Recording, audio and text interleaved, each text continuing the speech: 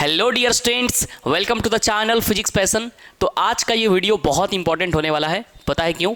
क्योंकि इस वीडियो में मैं आपके लिए लेके आया हूँ लाइट चैप्टर का फुल वीडियो हम लोग आज से शुरू कर रहे हैं, जिसमें हम आपको कॉन्सेप्ट, न्यूमेरिकल्स, थ्योरी सारे कराऊंगा। आपको नोट्स बनाने की ज़रूरत नहीं है। आप नोट्स यहाँ बोर्ड पे मैं जो पढ़ाऊंगा उसे बना लीजिएगा। वैसे मैं डिस्क्रिप्शन में नोट्स प्रोवाइड कर दूंगा। वीडियो को ख़त्म होने के बाद मैं नोट्स अपलोड कर दूंगा, ठीक है। तो आपको वैसे मैं यही रिकमेंड करूँगा कि जो भी पढ़ते हैं आप, पढ़ते टाइम में अगर आप नोट्स बनाइएगा तो आपको ज़्यादा याद रहेगा। तो आइए वीडियो को हम शुरू करते हैं। सबसे पहले समझते हैं कि लाइट क्या होता है। देखिए, लाइट जो है इसका बहुत एक सिंपल डेफिनेशन है। आप सबने पढ़ा होगा पहले से। लाइट का एक सिंपल डेफिनेशन है क्या कि light is a form of energy. Light is a form of energy. Energy का फॉर्म होता है एनर्जी विच, जो कि क्रिएट करता है, विच create sensation of vision in our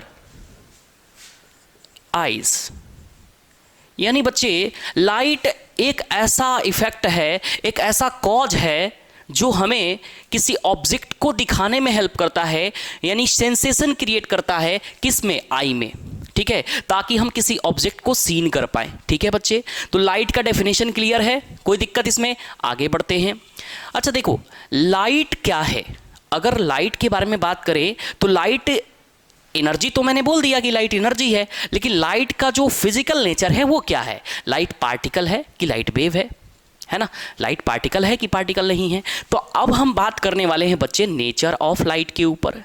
किसके ऊपर? नेचर ऑफ लाइट के ऊपर। लाइट का बिहेवियर कैसा है, लाइट का नेचर कैसा है, इसके ऊपर हम बात करने वाले हैं। देखो, तो लाइट के जो नेचर हैं, ये सबसे पहले न्यूटन साहब ने बताया कि लाइट का जो नेचर है, पहला नेचर है पार्टिकल नेचर। पार्टिकल नेचर, जिसे न्यूटन ने कहा पार्टिकल नेचर, जिसे हम कॉपरक्यूलस थ्योरी भी कहते हैं।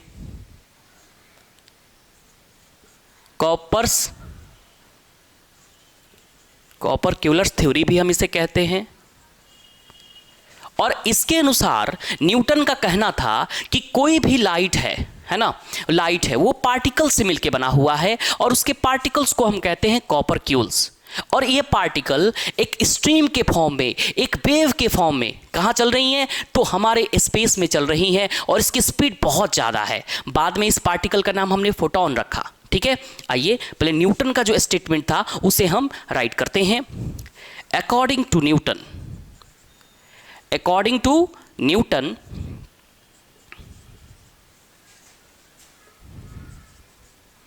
The light travels. लाइट कैसे ट्रेवल्स करती है? The light travels in space as stream of very small particles, stream of very small particles,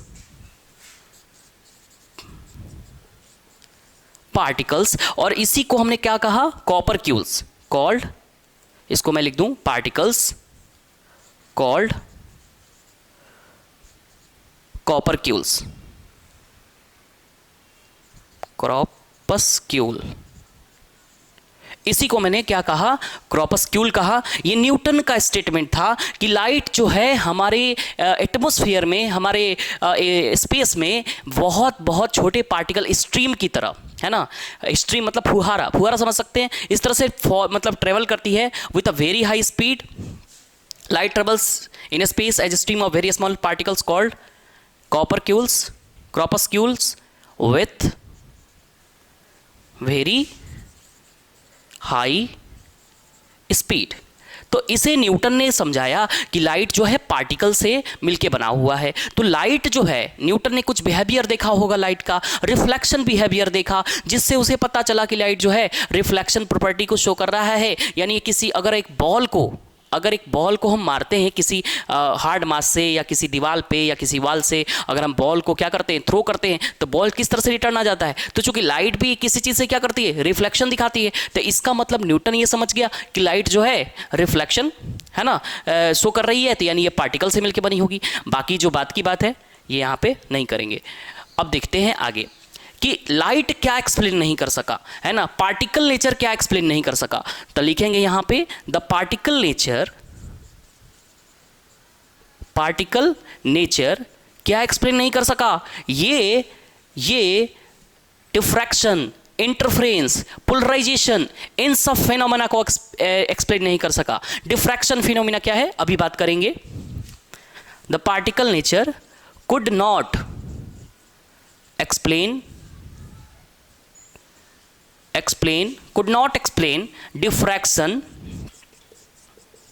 diffraction, interference and polarization। तो लाइट जो है किसको एक्सप्लेन नहीं कर पाया, डिफ्रैक्शन को एक्सप्लेन नहीं कर पाया, इंटरफेरेंस को एक्सप्लेन नहीं कर पाया, पोलराइजेशन को एक्सप्लेन नहीं कर पाया। हेंस हम क्या लिखेंगे तब, देन द वेव नेचर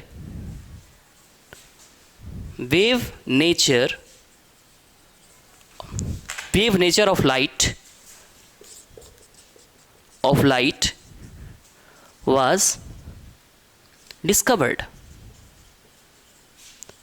तो लाइट का बिहेवियर बच्चे आप देख रहे हो, यहां पे लाइट का बिहेवियर पार्टिकल नेचर के जैसा है, और ये पार्टिकल नेचर क्या एक्सप्लेन नहीं कर पाया, ये डिफ्रैक्शन फिनोमेना को एक्सप्लेन नहीं कर पाया, इंटरफेरेंस को एक्सप्लेन नहीं कर पाया, पोलराइजेशन को एक्सप्लेन नहीं कर पाया।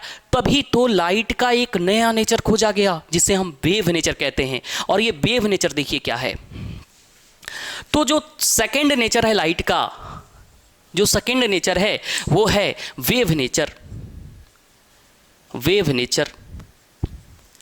अब वेव नेचर क्या है इसको समझते हैं। According to wave nature, light जो है एक इलेक्ट्रोमैग्नेटिक वेव है, ठीक है, इलेक्ट्रोमैग्नेटिक वेव है जो कि स्पेस में बहुत हाई स्पीड से चल रही है ना, और इसको ट्रैवल करने के लिए किसी भी मीडियम की जरूरत नहीं है ना। वेव नेचर जो है इलेक्ट्रोमैग्नेटिक वेव हम लाइट को कहेंगे, है ना, और ये बहुत हाई स्पीड से चल रही है और इसको ट्रेवल करने के लिए किसी मीडियम की जरूरत नहीं है ना। तो हम लिखेंगे according to wave nature light is an electromagnetic wave which travels with very high speed,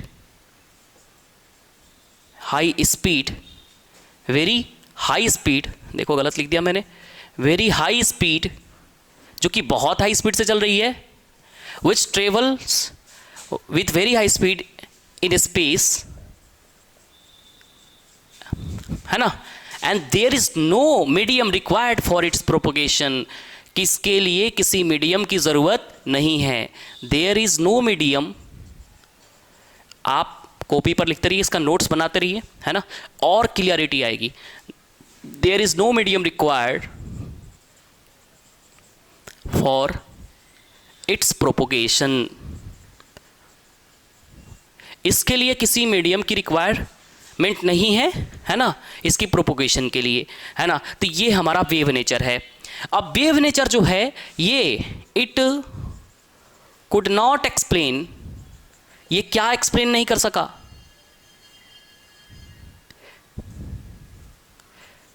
it could not explain the photo electric effect. कौन दिया था फोटो इलेक्ट्रिक इफेक्ट? आइंस्टाइन ने। फोटो इलेक्ट्रिक इफेक्ट जिसे आप क्लास 12th में पढ़िएगा detail में। Photo electric effect, तो प्लैंक आया। अब देखिए पार्टिकल नेचर ये कहा कि हम इंटरफेरेंस को नहीं एक्सप्लेन कर सकते हैं, डिफ्रैक्शन को नहीं एक्सप्लेन कर सकते हैं, पोलराइजेशन को एक्सप्लेन नहीं कर सकते हैं, तो यहाँ से आया वेव नेचर, तब लाइट का एक दूसरा नेचर खोजा गया जिसे हम वेव नेचर कहते हैं, ठीक है। फिर उसके बाद क्या हुआ कि जब वेव नेचर का हमने डिस्कवरी किया तो उसमें आइंस्टाइन ने फोटो इलेक्ट्रिक इफेक्ट का डिस्कवर किया। तो फोटो इलेक्ट्रिक इफेक्ट जो था, इसके अकॉर्डिंग लाइट जो है पार्टिकल से मिलकर बना हुआ है ना। ये वेव नेचर इसको एक्सप्लेन नहीं कर सका फोटो इलेक्ट्रिक इफेक्ट को, ठीक है।